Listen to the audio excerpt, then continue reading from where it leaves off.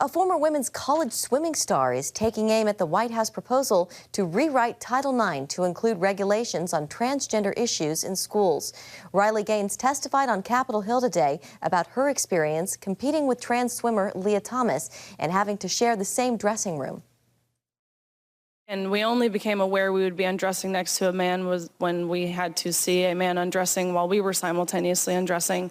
And so I immediately left the locker room and I went up to one of the officials on the pool deck and I said, "What are the guidelines to allow a man into our locker room?" And he so nonchalantly said back, "Oh, we actually got around this by making locker rooms unisex." And so I'm thinking to myself in these brief moments, first and foremost, you just admitted this is a male by acknowledging how you had to change your rules to make the locker rooms unisex. And the NCAA star called the rewriting of Title IX, which would ensure transgender athletes the ability to compete on teams consistent with their gender identity, quote, an abomination. Jason Yates is the CEO of My Faith Votes, and he joins us now in studio. Jason, good to have you with us. Thanks for having me here. Absolutely. So let's start there with Riley Gaines and that hearing. You know, as we head into 2024, how big of a motivator is the trans issue for evangelical voters? I think it's a huge motivator. Look, America is admiring her right now, Riley, because she is standing up. She is standing up to this issue, and I think there's so many people around this nation who are wondering, what can I do? This feels helpless, this aggressive transgender agenda. And so people need to stand up, and this is what My Faith Votes is about, helping them do that, understand what the issues are, and being able to take a stand to vote, but also do something in their communities. We have, for instance, something called Summer of Action. It's helping people in their communities this summer do something, and people can visit My Faith Votes and learn more about that and take action, just like Riley Gaines, and rejecting the nonsense that's happening in our world today. Well, let's talk about your organization, My Faith Votes. You guys got started in 2016. That's right. Because you realized a lot of evangelicals were actually not voting. Yeah, not voting, and I'll give you some perspective on that.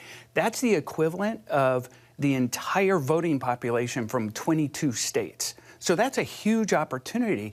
Christians can determine, if we show up, the outcomes of every election. I'm not saying right or left, I'm just saying influence what's happening based on our biblical values. So it's important, and we've got to get people to take a stand. Yeah, we should mention you are a nonpartisan That's right. organization. Yeah. And you talk to Republicans, Democrats on the Hill, and have had some really interesting conversations we were talking about.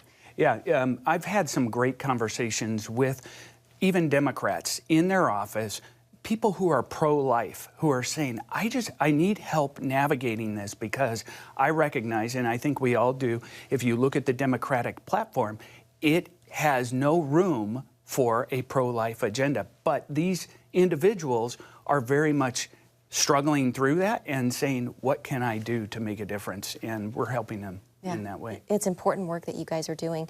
In the presidential race in 2024, what's your sense? Where do evangelicals stand on that? You know, in 2016 and in 2020, we of course saw evangelicals largely stand behind Donald Trump. Do you think that'll be the same in 2024?